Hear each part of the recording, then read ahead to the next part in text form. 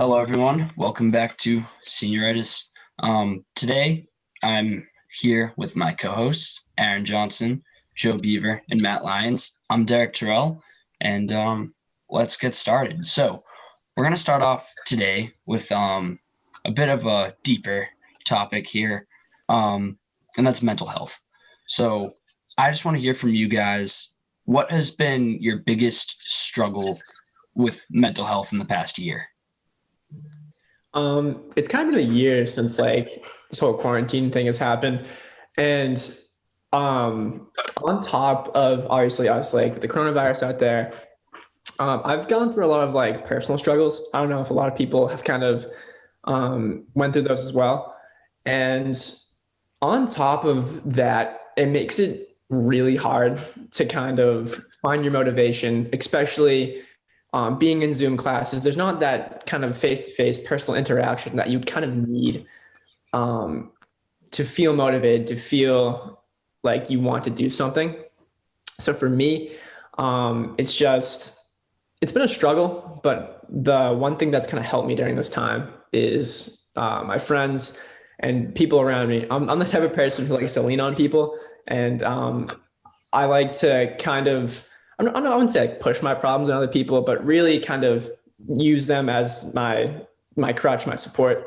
So I gotta say, thanks to you guys, I've been able to stay motivated in school, really get all my work done while dealing with all these personal problems.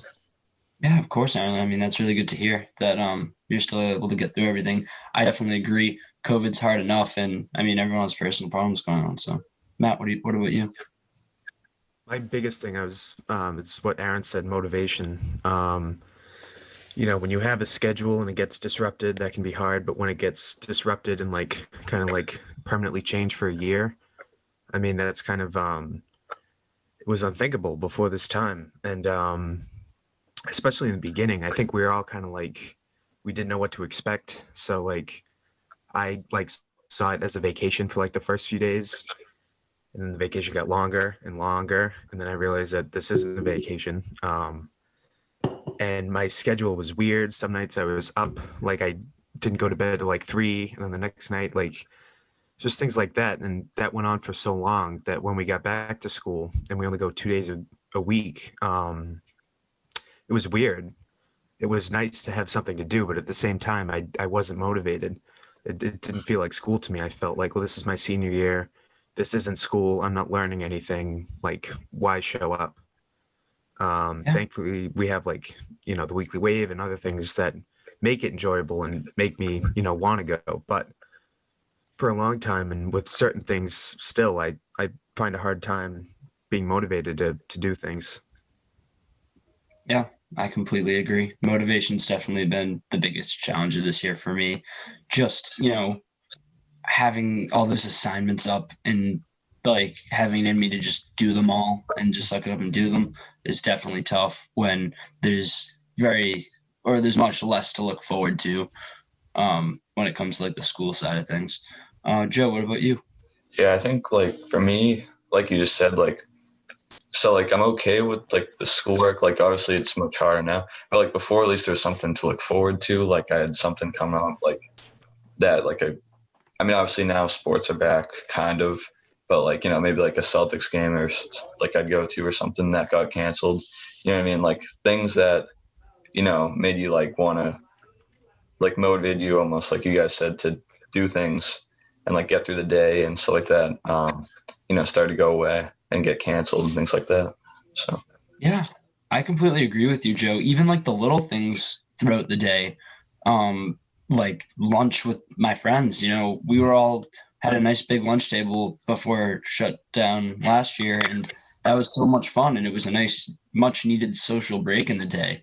And it was something I would look forward to, lunch is only one more class away, now lunch, we sit at desks alone and I just sit on my phone. Yeah, it's all 6 feet apart, nothing, right. No interaction. So and then assigned seats too. So yeah. So it's even the little things throughout the day that is hard to be motivated without. But thank you guys for giving your answers. I think it was really good to hear from you guys. Thank you. Yeah. And I'm just gonna continue off, but I feel like it's just a lot of like the personality and character in these things are like it's like sucked out of it, and it's like super isolating. Um, so thankfully we're going back, but at the same time, like I don't know if you guys have this feeling too, but everything feels like rushed. It never feels Yeah. like it's the right time to do this. Well, there were like 90 something kids earlier this week. Yeah. There's my timer. Yeah, there were a lot of people absent, and it's just weird that in a few weeks we'll be going all back, and it's like the remote days are kind of nice for me. I'm able to take a few breaks. If I have all my work done, I kind of relax. Mondays or not Mondays, but Thursdays I have a period one study. Sometimes I will get an extra hour of sleep. And going back, and especially these Wednesdays, and it's not like these Wednesdays are really like a full day off. I pack these with like meetings, like Wednesdays when I get stuff done. So that's going to be really weird to not have that time anymore. Yeah, that was actually something I didn't really think about. Like, so now that we're going 5 days, like we will be going 5 days. Like, I know you guys are very busy with meetings, like all on Wednesdays. Like, I wonder how that's going to be now. Like, you're probably gonna have like 5 different meetings, like right after school, like, and it's going to be a mess. Well, thankfully, a lot of my meetings, I think, will be movable, or like, because right now I have like a drama meeting, but the play will be over by the time like we're in school, or at least most of it. So I think the workload will kind of go down, and we'll have like more time to kind of like plan around and do different days for meetings, but still. Yeah, because the thing that's like, I look forward to these Wednesdays because all my meetings, they're not like, I don't dread them. They're like fun, my meetings I have on Wednesdays are super enjoyable, and I look forward to like my meetings on Wednesdays, and I'm glad that I'm not just sitting here doing nothing on Wednesdays, and it's filled with like fun things. It's not like, oh, I have to wake up and have like, it's not like another day of school. It's like a fun meeting. So, we have this, and then just some other fun meetings that I have. So it's like, now I have to give that up to just go back for another school day. And that's just going to be weird.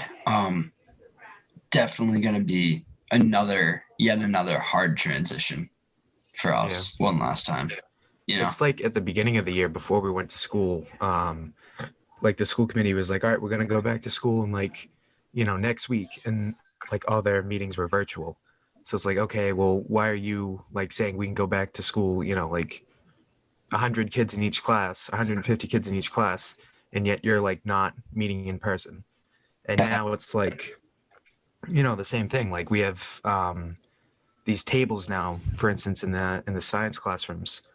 And we went to sit down the other day, and she's like, oh, you guys can't sit next to each other. It's like, well, we can't now, but now, like 2 weeks from today, like we can magically. Yeah. It's hard to wrap your head around. That's super weird because those tables are small. Yeah. And you're like right next to someone. Yeah. And they have wheels, and they're like the wheels don't lock. So like if you put a little bit of pressure, like the desks move like very easily. It's flying. Yeah.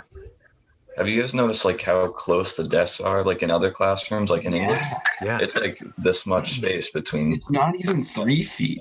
Yeah, it's not even close to 3 feet. No. It's just ridiculous. Like, I get the idea behind it, but I feel like not much is going to change. We're still going to be sitting at desks at lunch. We're still not going to be able to like really interact with our friends. I feel like the teachers are still going to be like just as like 100% business as they are now, because still less time than a normal year, because unfortunately they're not going back to 1 through 7. So they still only have a few days a week. Sometimes you still only meet twice a week with your teacher, So I feel like it's still going to be that 100% business. I don't think we're going to get any additional social emotional benefits from this. Because we've already missed so much this year. It's just a game of catch up. And I understand that their hands are tied in the state mandate, But at the same time, like, I just think this last month is gonna be a disaster, absolutely a disaster. I mean, because for sure. if one person has it, then how many people get close contacted? Is that's what, like 6, 7, 8? And now with the new model, the people at home are kind of ignored, I would say. They're not really like part of the classroom like they used to be. And so it just, I just don't understand it. I really don't. Yeah, and especially where at this point it's not a choice to be home. It's you're quarantined, you have to be home, and you're now not going to be as included in like the class, which is kind of annoying. And especially where right now, or sorry, like let's say like a few weeks ago when the desks were 6 feet apart and being quarantined from being a close contact was you were 6 feet apart with a mask on. Now being a close contact is like right at the same science table as them. And like, you're definitely, if you're a close like a while back, my sister was a close contact with someone, but like, again, 6 feet away at a desk, both had masks on. She got tested. She didn't have it. Never was really worried about having it because 6 feet apart with mask on just happened to be the person that was exactly 6 feet apart from her. But now, like, you're much more likely to like actually like contract it from the person you're in close contact with. Yeah, you're bumping shoulders, you're snuggling with them. It's game over. You're like sharing desk space. My books are where your books are at. Like my eraser shreds are in your area, and do you guys know if it's like, so will there be like the online, like there's no teams anymore, right? So the only time there's going to be, I guess the way I had it explained to me is that there's a list. And if you're on the list, you can sign on to teams. If not, you can't do it. So it's no longer like a choice. Like you can no longer just stay home and log on to the teams meetings. You have to be on this list. And that list, I guess, is comprised of like high risk people and quarantined people. That's my understanding. But that could be. So I'm actually on this list because I'm having shoulder surgery, so I can't be in school. Oh, yeah. And how it was explained to me was that basically I'm going to be in the room. I'm going to be on the call. I'm going to be in the room, but I'm just going to be listening. I'm not going to have, I mean, some teachers are probably obviously like share their screen, but it's not mandated. Like, I'm not really there to be like part of the classroom. I'm kind of there just to listen. So just to get that attendance check mark. Yeah. So that's why you're there. So if you have to quarantine, right? So you're basically like not involved for like 10 days, like a full 5 days, and then another full 5 days. You have to quarantine for like 2 weeks. That's tough. Correct. That is tough because especially like towards the end of the year, like with like the math finals and like stuff like that, it's going to be tough, you know? And like Wednesdays, like teachers had office hours. So if like you really were behind, I don't think as many people used them as they should have, but you could have emailed the teacher and say like, I didn't understand this topic. Could we just meet like on Wednesday for half an hour and just talk about it? And that one-on-one that could like potentially help you out. But I mean, now that you're just not even, the Wednesdays are gone and you're not even like a member of the class. And if you're not there for bridge block, I don't know that the attention will be on you during like the bridge blocks. Like what I said. And do you guys think we'll get remote work still? Because I definitely think we'll. Like for some classes, I understand why. Like for biology, like I get that. Like we need to do like a lot of work, like to get ready for the exam or whatever at the end of the year. But like a lot of my other classes, I think will still give remote work, even though they're not supposed to. Well, the problem is there's a difference between homework and remote work. Remote work was initially supposed to be for those Thursdays and Fridays that we didn't have class. So remote work is enough work to substitute class time, right? That's what that is. Homework is like what we've always got, just like an assignment overnight. But no, I have found that like I'm getting assignments on Tuesday that are like due like Thursday and stuff like that, and that are like remote work because we have like our remote Wednesdays. So like I've still been getting remote work now. So I just hope that going forward we don't, but we'll see. Yeah.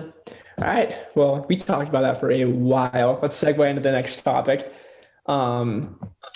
What makes a college worth its price tag to you guys? Because whether or not you guys know, I'm using you to kind of help me make this college decision for myself because I know Derek Joe and even Matt are fully committed to their schools. And I'm just sitting here. I'm still like trying to decide. Um, so let's go around the room or the Zoom call and I mean, without sharing personal information, obviously, but what makes your school worth its price tag, or what makes an expensive school worth its price tag and a cheap school worth its price tag? Derek, go. Oh, me? All right. Well, yeah, this was something I definitely struggled with because I applied to some like higher priced schools and then some like more like fairly priced schools. And for me, like I just had to do a lot of research. And I don't think there's a great answer to your question because I think it's very dependent on what you plan on majoring in and the schools themselves, because there can be cheaper schools that have like advantages and like it really is a case to case thing. I guess in my case, I kind of just compromised and said, within my price range, this is what's worth it. And I feel as though I can get a lot out of the school I'm going to, even though it's not this other school that's much more expensive. I still feel like I can get what I need out of the school I am going to. But I guess, this question's kind of hard for me to answer because I ended up siding with like a school on the less expensive side and more. I mean, not that it's unexpensive. No matter where you go to school, you're paying thousands upon thousands of dollars. But I ended up settling for a school that isn't crazy expensive and will definitely be affordable for me, opposed to going for unaffordable options that could be hard. But yeah, overall, I think in general, regardless of price, what makes a school worth it is kind of what you do there and what you take out of it. Just like high school. I mean, we're all people that put all we had into high school and we did great things, we've all done like projects, like we've all, you guys start up the weekly wave and, I did like coffee with Cam last year. It really is like what you put into it, in my opinion. So I'm just hoping to put everything I have into this. I've checked out the courses. I'm like ready to go. But yeah, what about you, Joe? Yeah, so I had a kind of weird like process of like, so at first, initially I was going to apply to 3 schools. I was going to go to the Tufts, Massasoit, or MCPHS, right? Because they all have good programs for what I want to do. And so, but I ended up only applying to MCPHS. And then like, I just did early action for that, got accepted. It kind of made my decision easier because Tufts would have been super expensive. And then Massasoit had only a 2-year program and I didn't really want that. So it's kind of easier for me because I kind of had like a specific program in mind. I mean, yeah. No, you go, Derek. No, I was just going to say like that makes sense, Joe. Like it just kind of narrowed itself down for you. Yeah, so basically. That's easy. I had a very hard time making my decision, but yeah, the good thing that for all of us was that like we knew what we wanted to do, and Aaron, you know what you want to go into, right? Mm-hmm. And because you have like a good major that like nowadays is like everyone knows like okay, that's like a good job to get and a good thing to major into. There are a lot of good schools for that. And what's interesting is that in your situation, like you have like 2 really great schools, but very different with the same major, and they're right next to each other. So that's kind of interesting. But I mean, it's like Derek said, it's a case by case thing. You have to, for me, I think you would say you have to look at obviously how much it costs, look at how much they give you, scholarship or need-based financial aid. And then you have to look at like the success rates, if that makes sense. You have to look at, how many people walk out with a job, how much that job pays. And then you have to see the connections that they offer.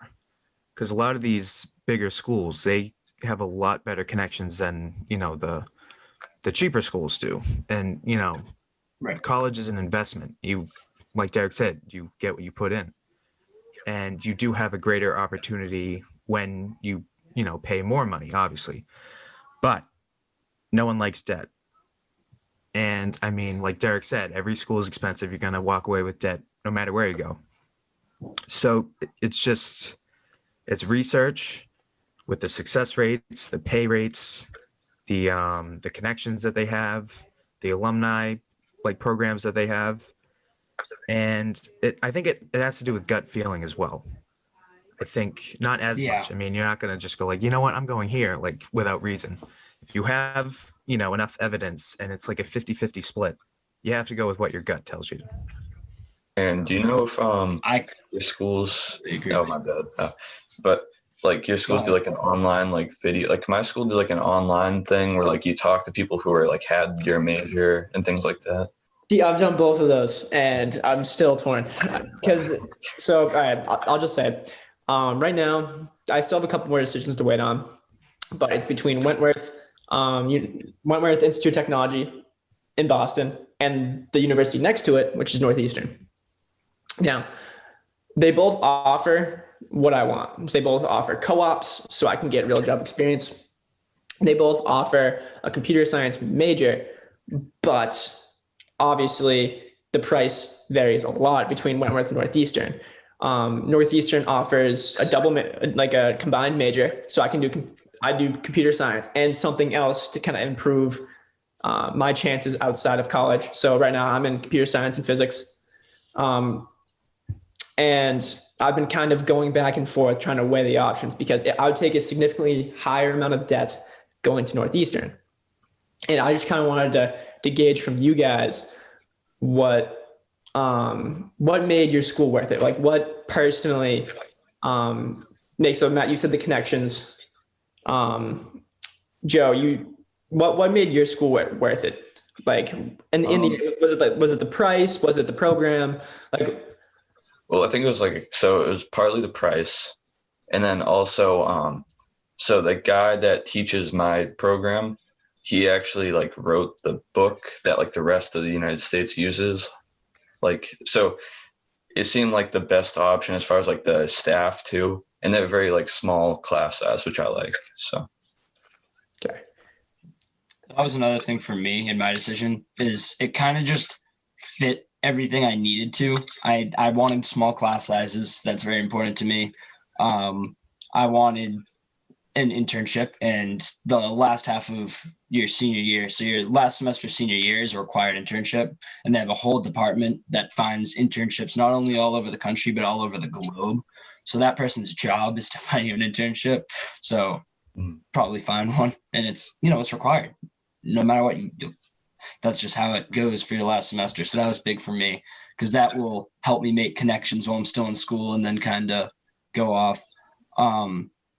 It has the classes I want. I looked through the course catalog, has like really good classes that I want. I've talked to students there and they've just said how good the program is.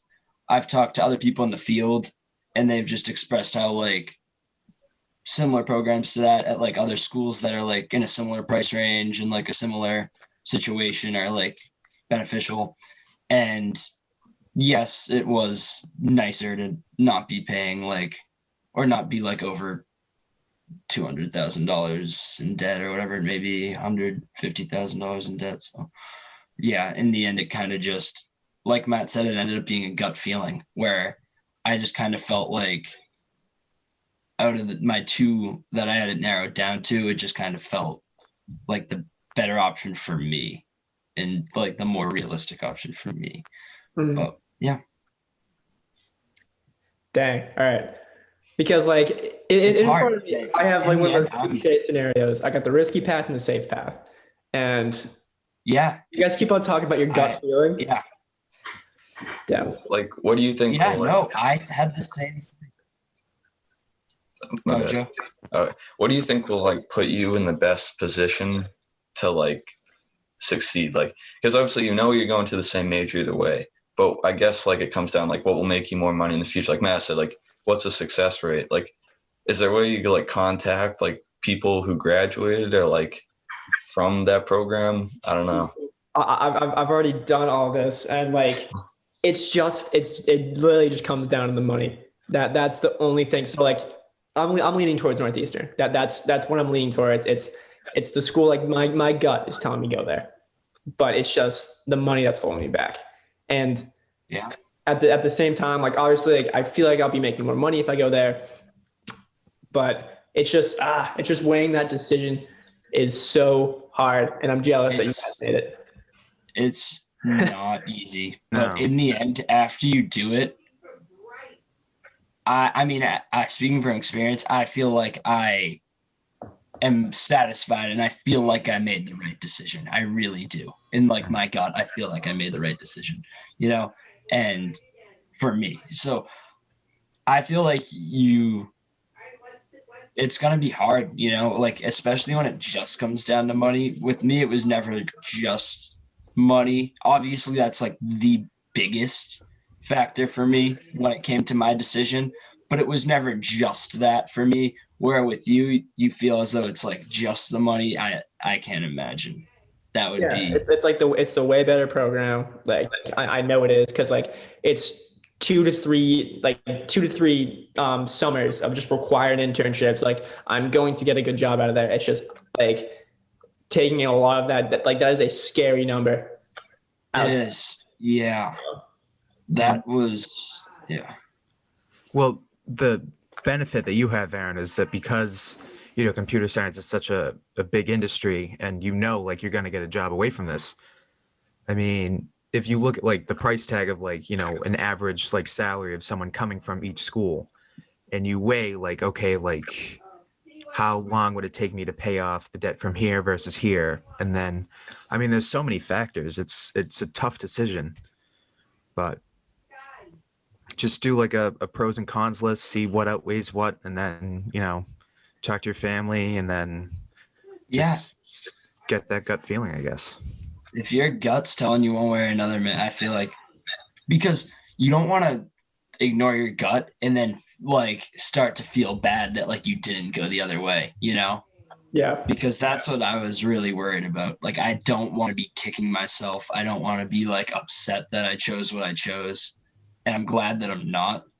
But like, I feel like you just got to follow that gut feeling, You It's guys are there right. for a reason, What I find interesting is, I think there's some word for this, but if you say like, oh, I'm going to flip a coin, in that moment where that coin's in the air, you'll make a decision, because you think about which one you want it to be subconsciously. You know what I mean? So maybe try flipping a coin. I don't know. Yeah. Do you want to when you get the results, if you get like, say you have A and B and you flip it, it lands on A, and if you sink inside, you're like, oh God, then don't listen to that. Right. You got. All right. Thanks. It will pull you one way or another. Flip a coin out. Why don't you do it live? No, I'm kidding. Okay. No, I've already flipped the coin in my mind. All right. Okay, sounds good. The mental coin flip. All right. I had a topic today. It's about movies, and it's about movies being delayed even further.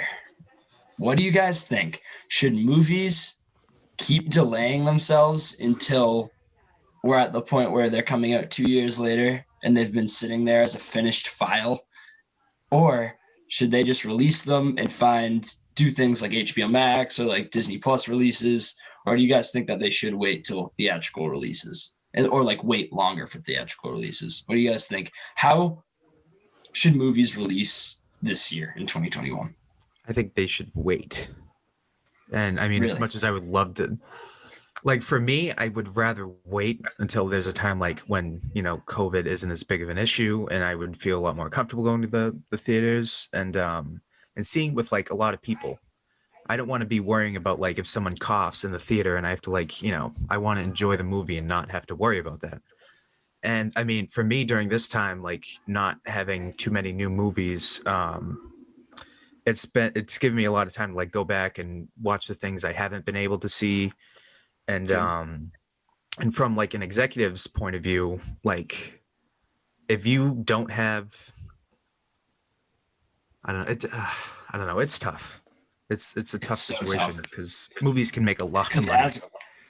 As a consumer, like I really want to see some of these movies that keep getting pushed back. Black Widow just got moved to July. And I've been, that's been something we've been waiting on for over a year now. It has been delayed now over a year, which is crazy. But I'm hoping, I think like the movies that got delayed needed to get delayed, and I feel like we should stop. I feel like movies got delayed to the summer. I feel like that's good. I don't think that we have to start pushing things past the summer, because I know at least in our state, the vaccine in a few weeks is going to be widely available to the public. Anyone's going to be able to get it if they want it. I believe that's late April. Do you guys know? April 12th to 15th, I think. I think it's April 15th is when. So mid-April, if you want the vaccine, you can get it. I mean, I know every state's different, but I'd hope that other ones are similar to that. Maybe we're super ahead of it. I don't know. But I feel like if the vaccine's widely available, it's kind of people's choice whether they want to get it or not. And they can't really if you are worried about COVID, just get the vaccine, I feel like it's. If you're worried about the flu shot. Yeah, if you're worried about the flu, get the flu shot. I feel like we're getting to the point where okay, I don't think things have to get pushed past the summer. Yeah, I think summer. Yeah, I agree with you. I mean, past the summer, it's I don't think it would be worth it. So yeah, I agree with you. I think summer's good. That's my line. When it comes to dual releases, I think that's fine too. I don't really care. If they want to release something on Disney Plus and in theaters, I'm probably going to see it in theaters. If, by July, I'll probably have my vaccine, I hope. And I have gone back and forth on the vaccine. I guess we can kind of talk about this a little bit, because at first I was hesitant, and now I just want it so I can just say I have it. I wish I could just lie and say I want the privileges. I don't want to be judged anymore for doing things. I don't want to have to worry oh no, I shouldn't hang out with my friends or I shouldn't go out to eat because I'm going to be judged.